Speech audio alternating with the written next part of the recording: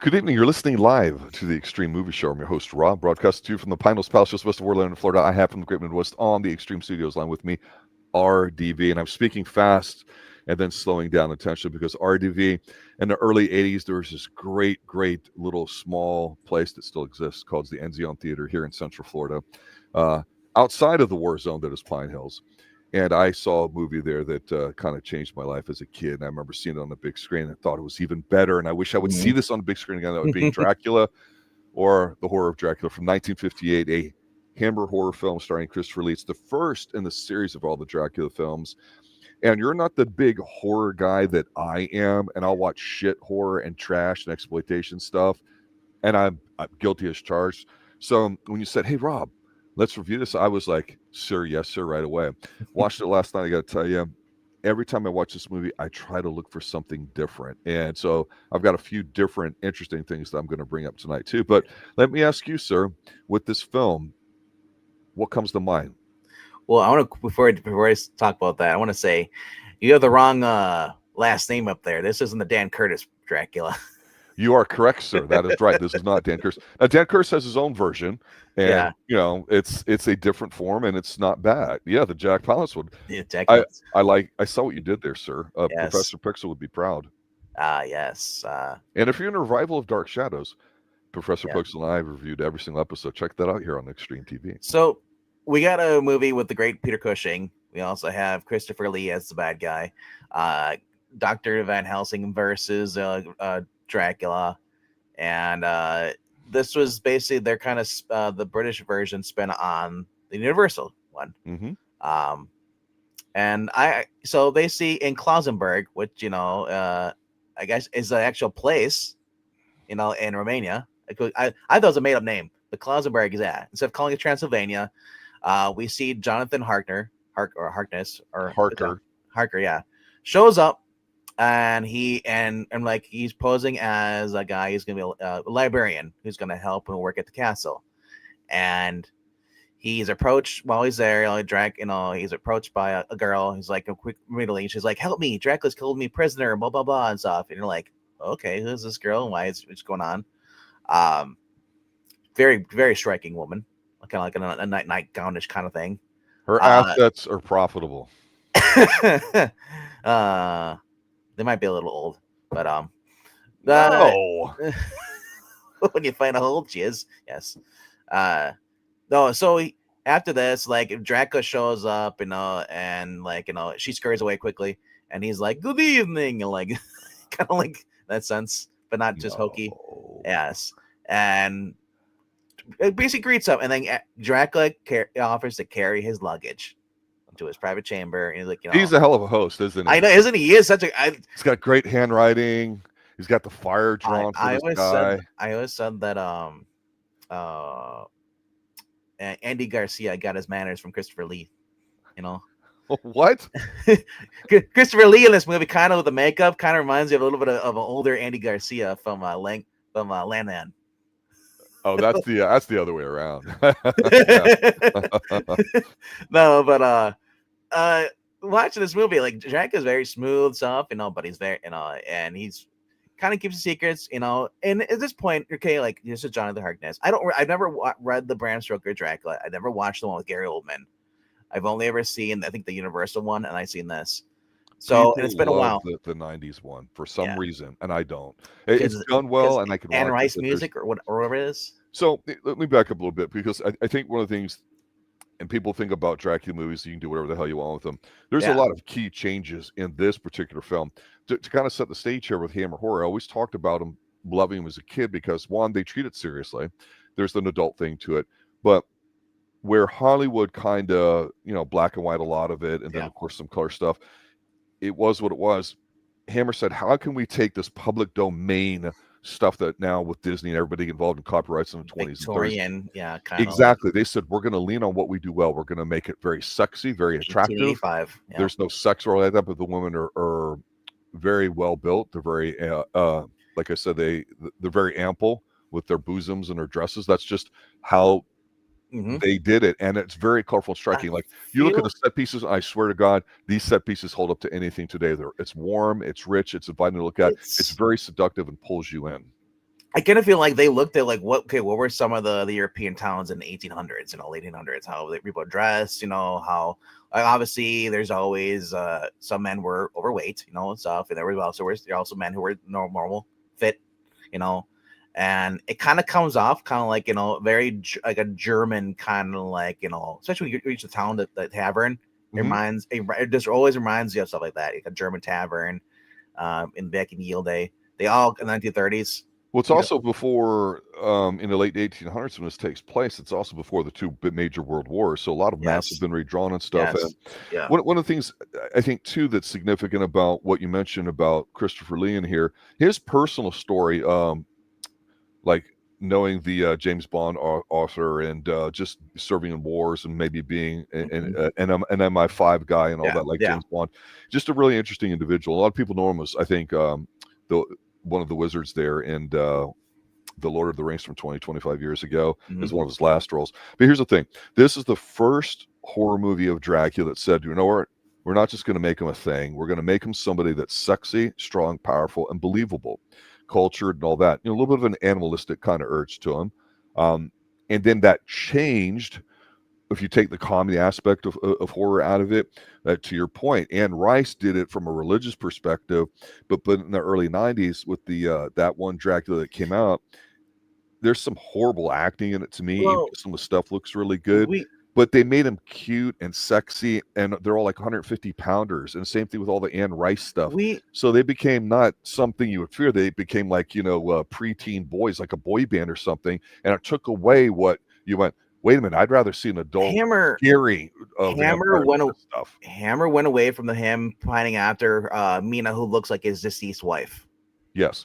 And this guy, the one thing we see about him is like he's going to be like, in the book, he's like a real estate agent there, and he's there to close it because the ulterior motive is that he wants to move to London because that's going to be his new feeding ground. Yes. Here it's him and Peter Cushing are like tag teaming it, and they have their secret plan, and you don't realize it because he's like a voiceover. I love, like, oh, this is good. It's a so it's a revenge film back and forth. Basically, exactly, because Harker comes in, basically wants to take on Dracula, and instead he basically comes down and seduce him. Well, okay, first he gets the girl, seduce him, and she ends up butting him. Dracula shows up, blood fangs everything, eyes, and then attacks the girl and throws her and stuff, and then basically chokes Harker out. And he wakes up in his bed and he realizes he's been bit. And he writes in his diary. I love it. He's got the little fountain pen and everything, ink and stuff. He just dips it in there, writes in there, and basically he says like, I don't fear how long before I turn, become them, and I'm becoming evil, possessed by the evil of Dracula.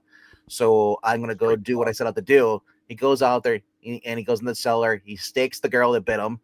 Dracula, once he hears her scream, blood, his eyes go boom right open, and he basically attacks the guy.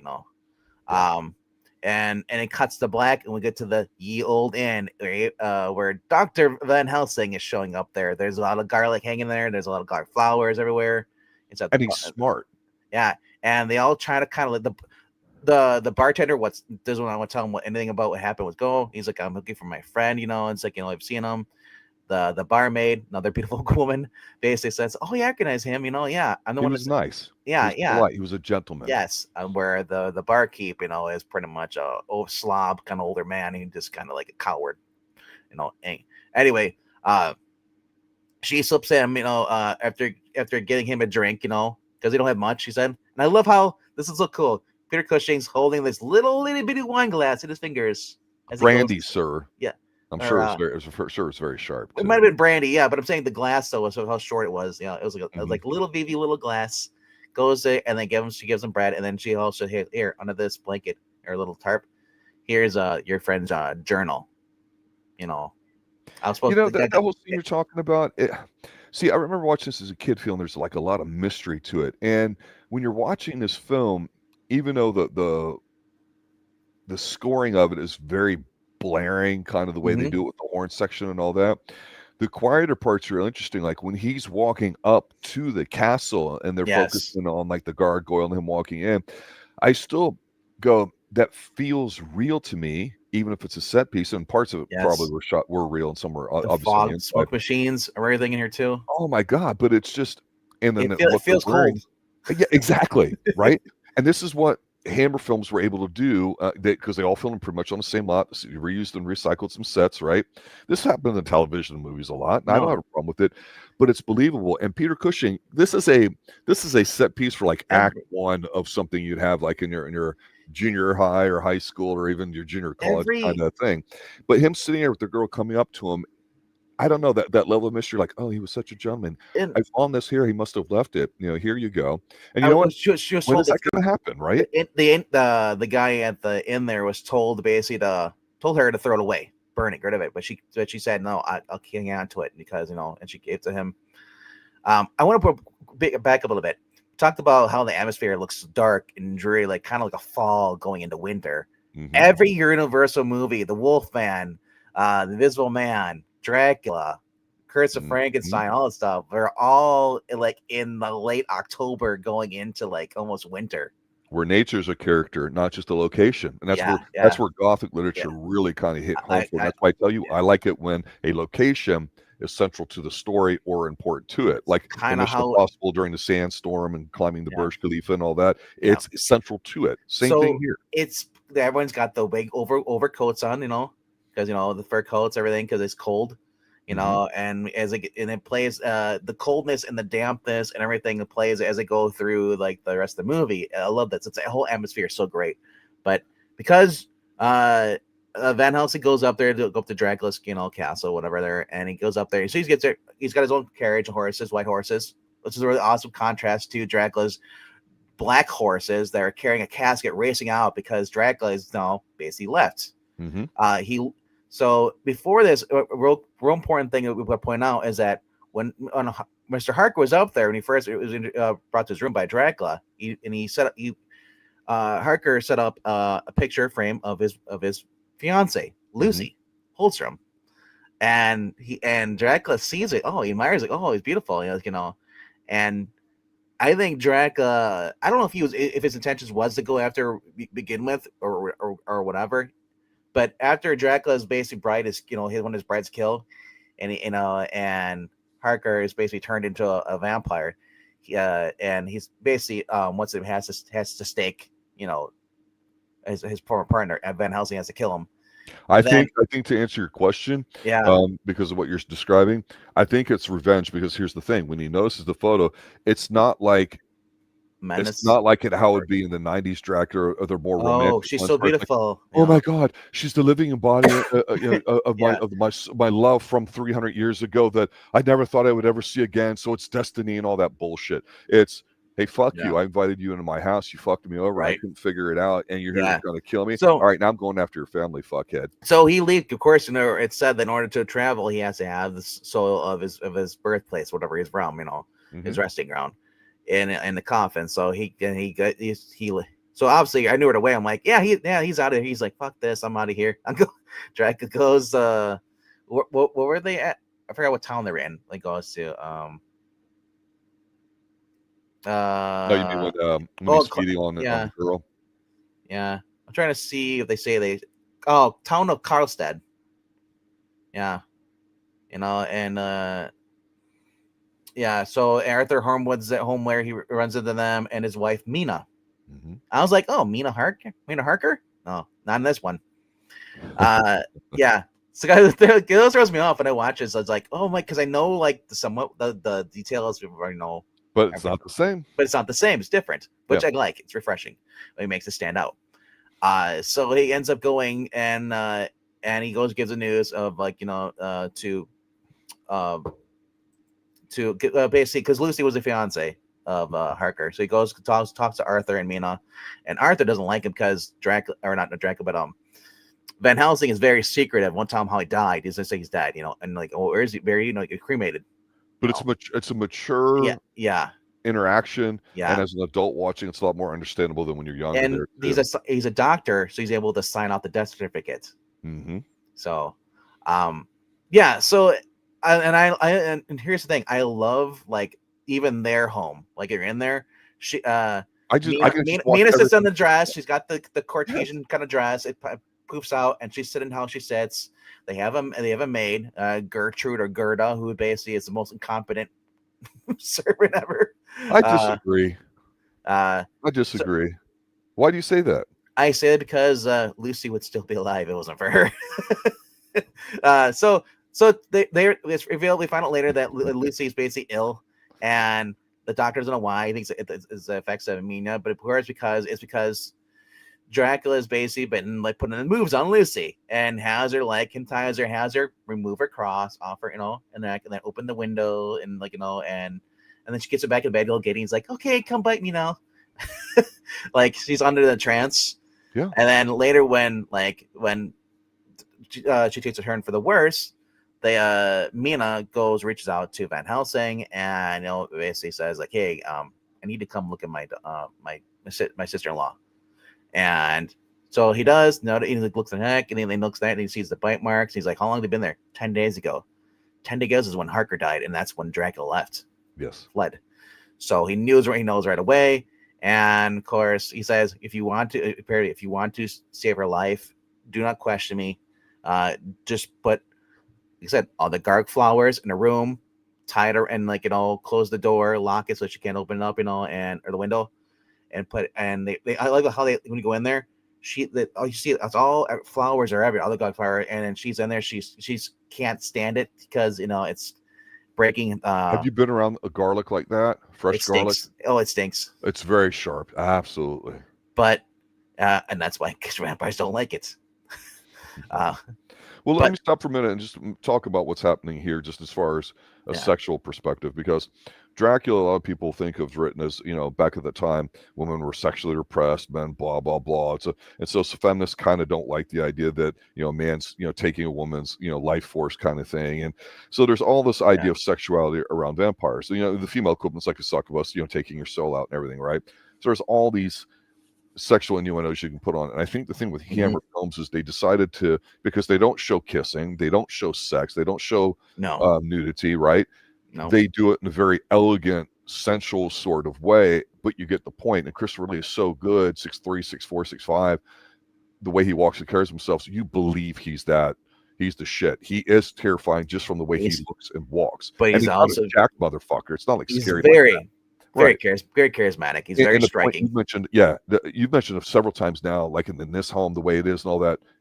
There's those levels of class in terms of money and everything else there too, and also, a bum you look at and he's dressed like a bum, or a street vagrant, or like the kid that the vampire. No, he's dressed. He's dressed nice. He's got his his best. There's no screwing around here. It's very short. It's very tight. But what I do like is that, again, for the longest time, you associated being a vampire as being like the ultimate male in a way. It's just cursed in a way because you're nothing but a sexual being.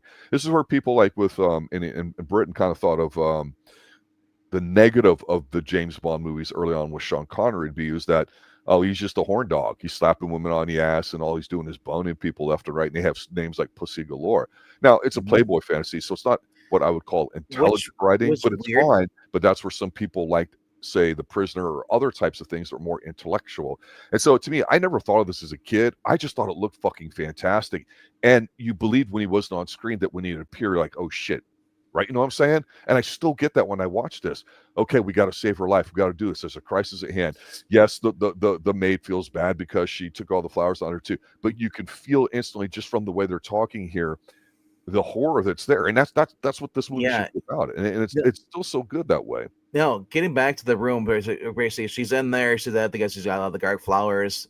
I love how it's actually tied around the doorknob so you can't open the actual shutters. Yes. So it's tied around there. She knocks all the plants down, and the maid goes up there, kind of like screams, or here's and just like, see what's going on.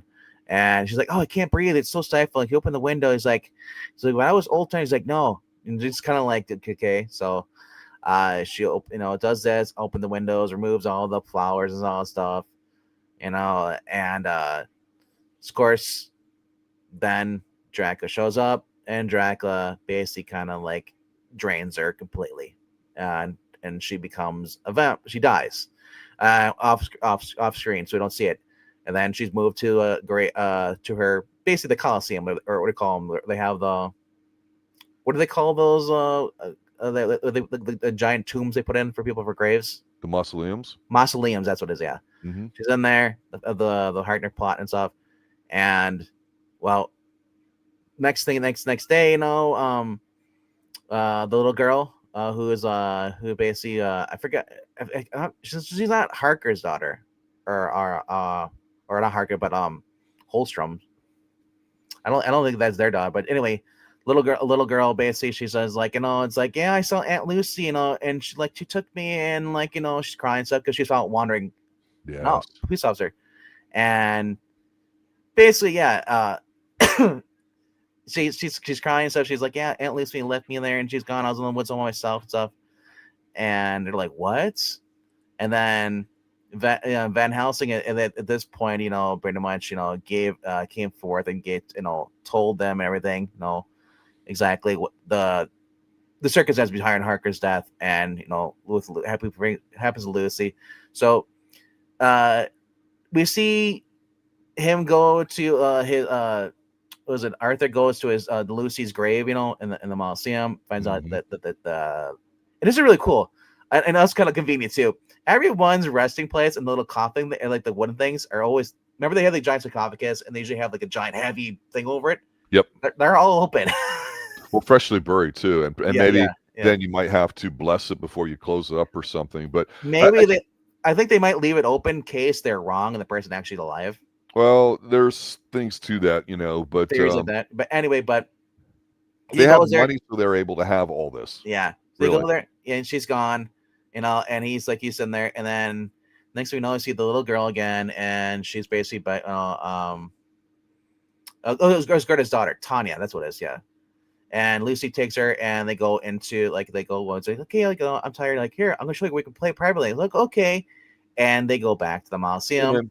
Wait, and I love how Arthur is like, Lucy is like, oh, Arthur there, and then Van Helsing shows up with the cross right in the forehead, brands her, and she retreats the coffin.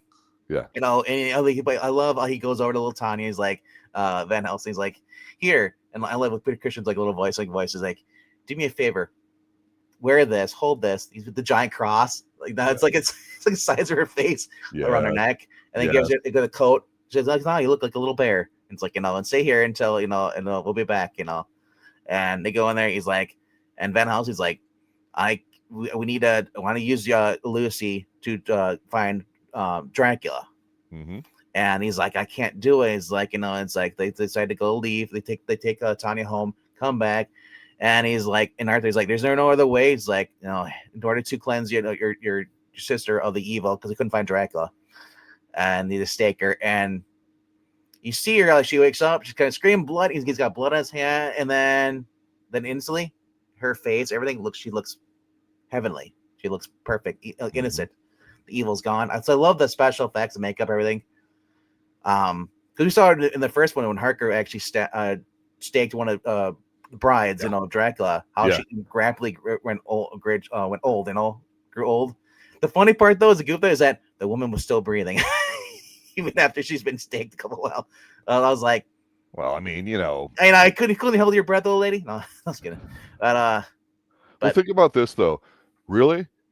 Yeah. It sounds like we got a lot more to go. We don't, because really it's only like an 85 minute film. No, yeah. And the beauty of it is that you don't see it coming, because they're like a step behind Dracula the whole way. And so it creates a sense of urgency in the third act. Because really what's going on here is that you could argue that, okay, this is an old world kind of evil, and they don't go hardcore into the religious part of things here, other than the cross and all that. Yeah. But what they do here with the family is that the doctor, while he's pissed, rightly so in my opinion, about how he's not getting the real information and all that, he just he has to be convinced. And the only way you can convince somebody that's a smart, intelligent person, no matter how emotional they be, is to simply let them experience it. And that's what happens out here. And if you're not sold already how horrific this is, with her getting the little girl to want to feed on her, and all those same one that was saying, oh, I saw her, blah blah blah, you're like, yeah, this is some evil, dark shit. You don't have to kill a lot of people. You just have to have the threat of what's possible, and how it just totally destroys your family here. But then the great thing about it is we find out Dracula's up to some no good stuff. We think he's just kind of feral here, but what's he got Right. planned?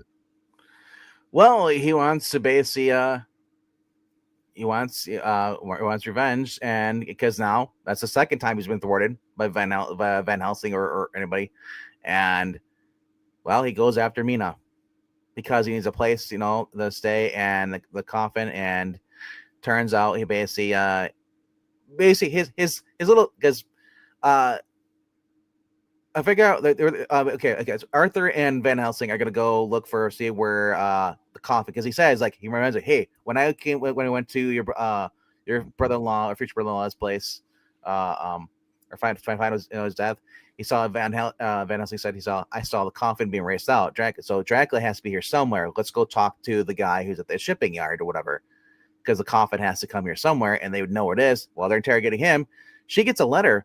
And it's in the boy is like, and the Gerda's like, yeah, or a telegram, basically, or a message, the messenger boy. And he's like, I want to talk to you. And he's like, well, he's like, what's it? It's like, I have a message. You're supposed to go to this address here. And it's like, it's like, who, from who? It's like, if from your husband. She's like, no way. It's like, my husband is like left. He's gone. He's out of town. He's like, well, ma'am, he's the one that gave me the message to get to you. So she goes there, and she's basically thrown into thralls of Dracula. Dracula's putting the moves on Mina now, and as a revenge for Lucy, and yeah, it just gets more crazy and just more complicated. It's leading down to the confrontation between Van Helsing and Dracula, and it's just like, when I watch this movie, I'm like, how do they make sequels? Because it's so beautifully done. It feels like it really is a standalone movie. Well, yeah, and that's a really great question, because the thing here is it doesn't have to be 100% by the book. We know that, right? No. And so, to me, again, these to me are the originators of what I could call like the John Carpenter kind of syndrome, the independent filmmaker that can make a film and craft it on a very low budget, and it's got a good return to it. I mean, traditionally, these are the kinds of movies, horror movies, that make a lot, are great value investments. Now, everyone wants to do tentpole franchises, right? Okay, but that's a different thing entirely.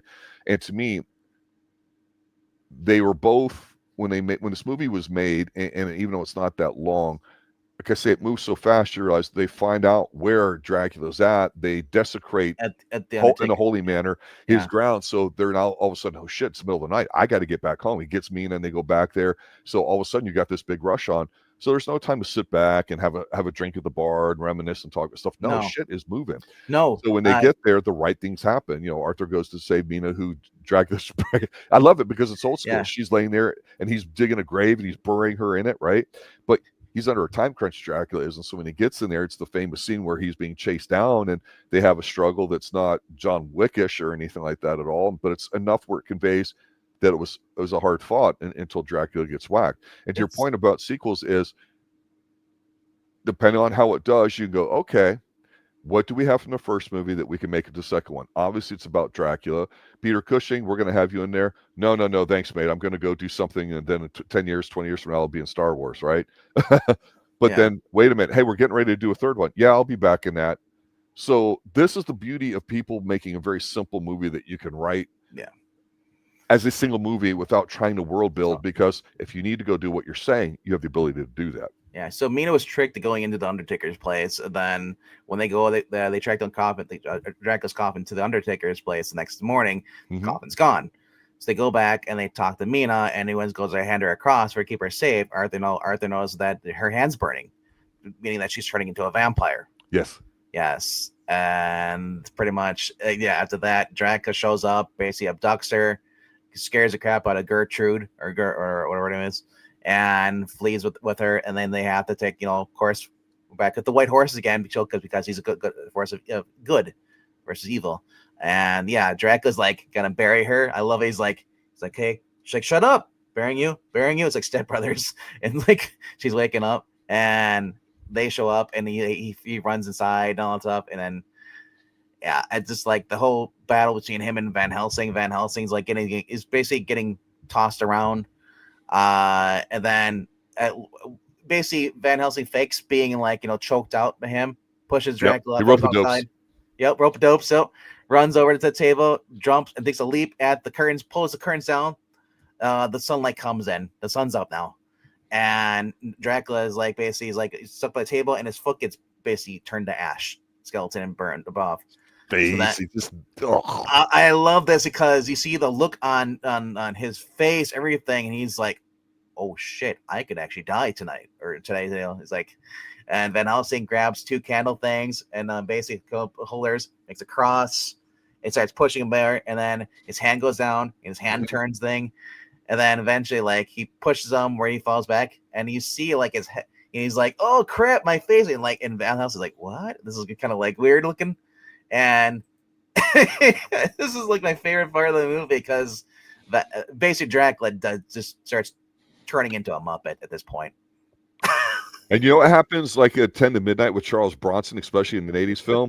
Roll credits. It's over, baby. Yeah. So he says this, his little pinky ring rolls off, and all that's left there's the ring there in the middle of that little circle there, and then the credits roll, and you're like, dang. It's like, what does Van Helsing do after this? Well, that's the end of the story. Dracula's dead. Yeah. Yeah. And there's no moral thing to it. There's no lessons learned, none of that crap. No, the great thing was they were not planning like today. Like this would have been like a part 1 of 6. Right. They made it a one and done. Mm-hmm. Instead of making, we're gonna do a trilogy. We'll see if this makes money. And like, no, just do a one and done story. That's it. Yeah, and I think, look, to me, I typed this in chat here too with Princess and everybody in there, is that to me this is the gold standard of vampire films because to me a film is visual first. That's how you're conveying the story. It's not the soundtrack, it's not the writing, it's not the story itself, it's not how they tell it and all that. It's like they say about like comedy. People are funny. What they're saying is not funny. Now, some of it might be ironic. The way it's delivered, there's a magic that people can have with timing and storytelling that's universal. It affects everybody, right?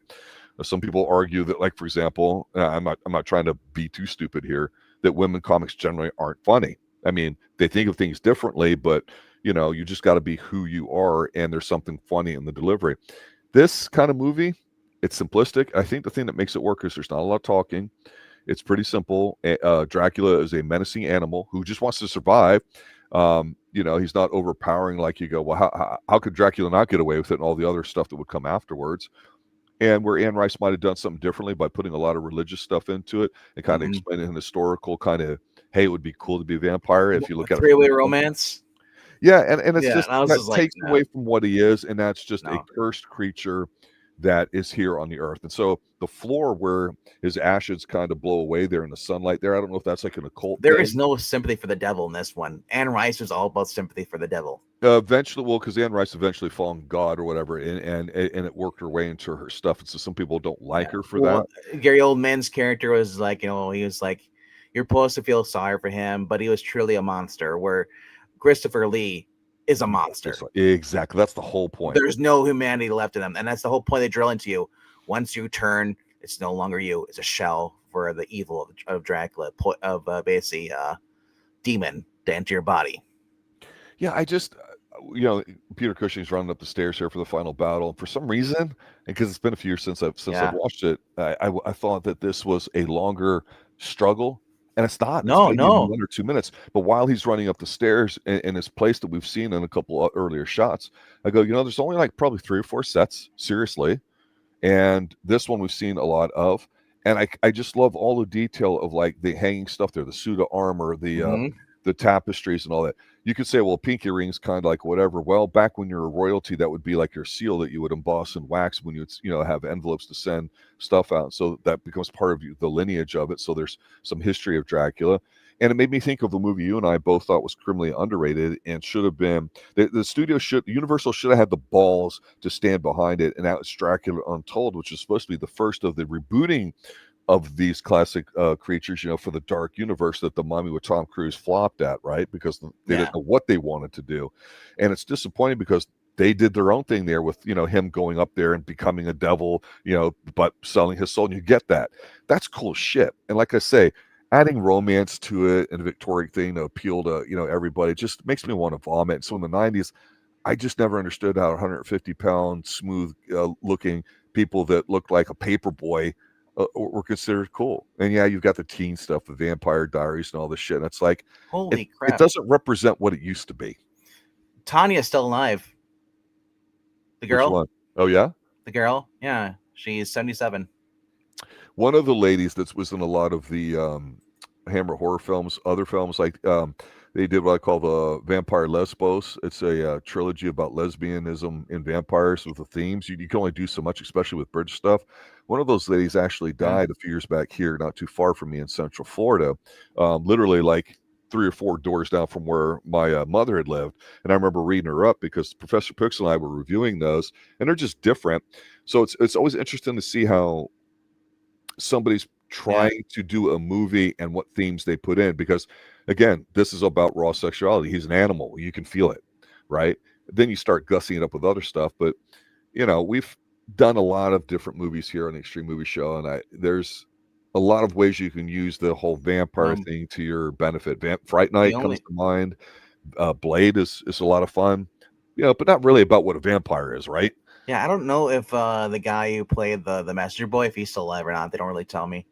But Barbara Archer, who played Igna, I think that was the blonde in the bar. Mm-hmm. She's still alive, too. She's got to be about 80 something, right? Probably. Barbara Archer. Even. Let me look. Christopher Lee lived to be. She's 92. Yeah. Wow, I believe it. Yep. And I admit, this is one of the first horror movies I ever saw, so that's probably imprints on me heavy because of how rich it looks and just the atmosphere of it. Love this kind of stuff. So, and it's a tremendous film. To me, it still is the gold standard of what a Dracula film should be. Everything is compares to this. To me, I gotta ask you a serious question though. Who is the hotter vampire? Melissa Stribling as Mina, or Valerie Gaunt as the one who basically bites Jonathan? I think the first one, because there's an allure of mystery there, but there's also the classic, oh, he's so cruel to me, can you help me out, sort of thing. And the guy feels compelled to. Now, I don't know. She doesn't seem to have the ability to sexually command him like Dracula overwhelms you with his presence, right? So do you know who she also was a year before this? She was Justine in The Curse of Frankenstein. I see. Yeah. I'm looking at her IMDb and stuff for photos where she has the Elizabeth Taylor kind of like eyes. Yeah. With the eyebrows and everything. So, and that's one of the last things I'll say about Hammer films in general. How good or how bad you think they are, they're very sumptuous. They're gorgeous to look at. They have a warmth to watching them that digital film simply does not have or can convey. I just love visually looking at them. It's like a feast. It really is. Professor Pixel and I have been starting to review Hannibal, the television show, and it's very rich and sumptuous like that as well, but very few things are that way, and this definitely is. This is a must for anybody that's into any sort of horror films is watching I wanted to point out, it's like, I love the stories much, but I said I love the scenery so much more.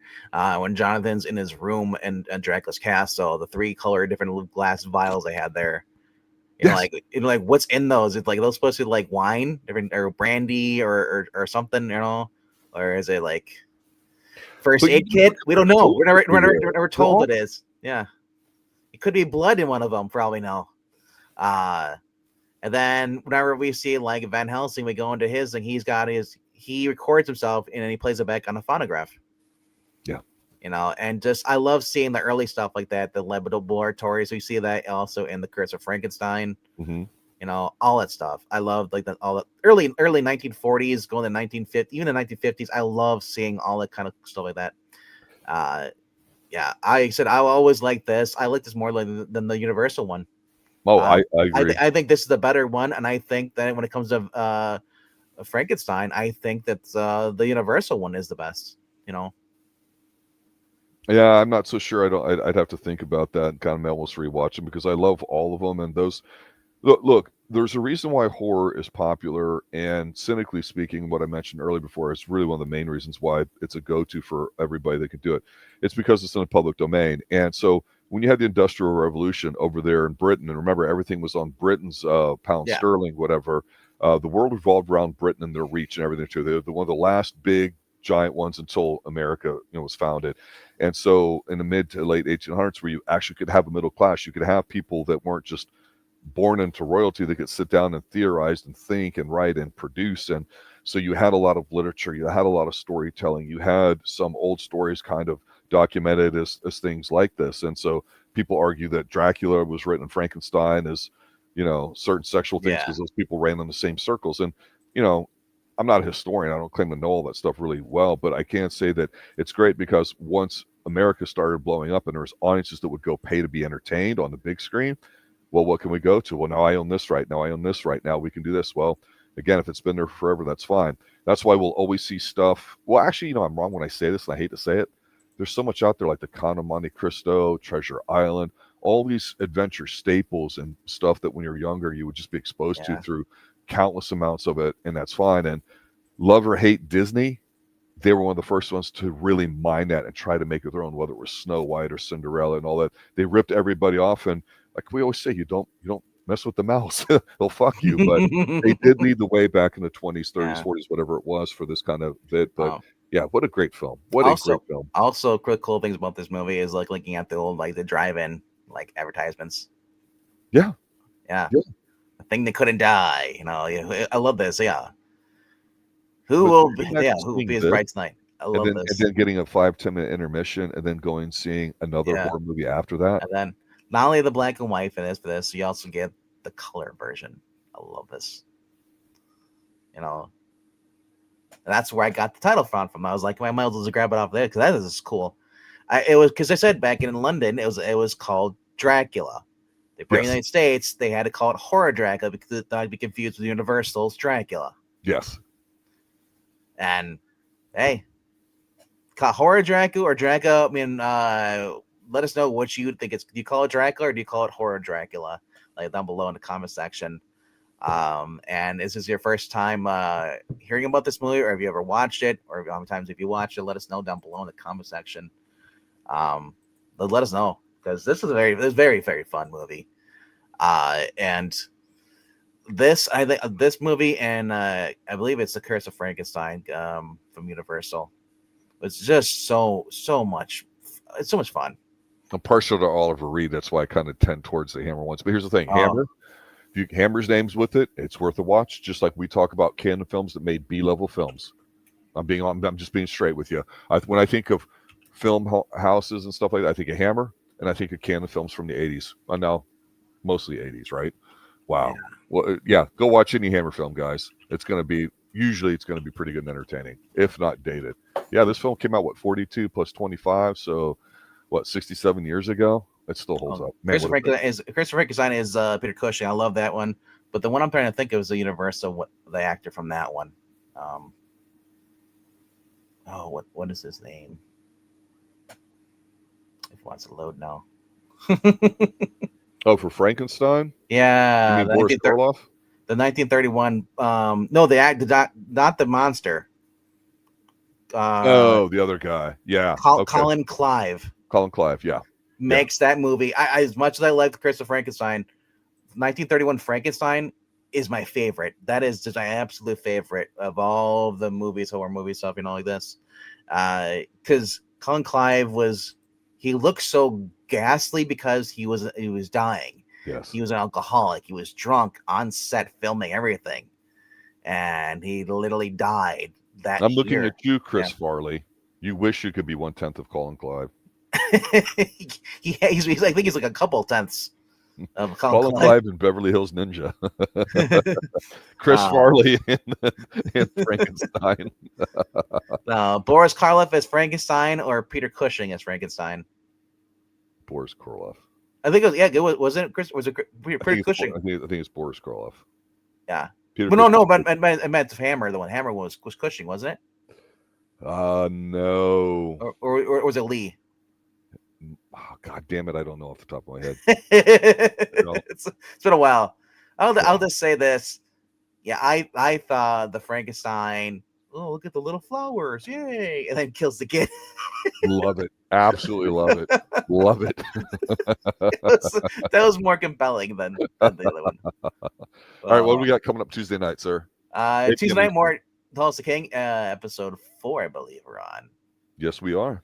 Yes, I'm looking forward to later on tonight watching to see how Dwight gets the whiskey back. I'll drink to that. I think The I'm going to go bourbon. watch that Yeah, right now. yeah. Yeah. I want to say thanks to everybody for joining up tonight. I think it was, if I got the name right, the ghost of Burt Reynolds that got here early. So I want to say shout out to that. It's been a while since I've seen you in chat. And he goes, man, I've only got 47 hours before this starts. So I know you're a big fan of that too. I thought that was cool. And of course, Princess and everybody else here too. Yeah, let us know if there's any particular Halloween or other movie you'd like us to review, as well as television shows. We got a lot coming up here on the Extreme Movie Show for you. For RDV, everybody involved here, good night now. Later, guys.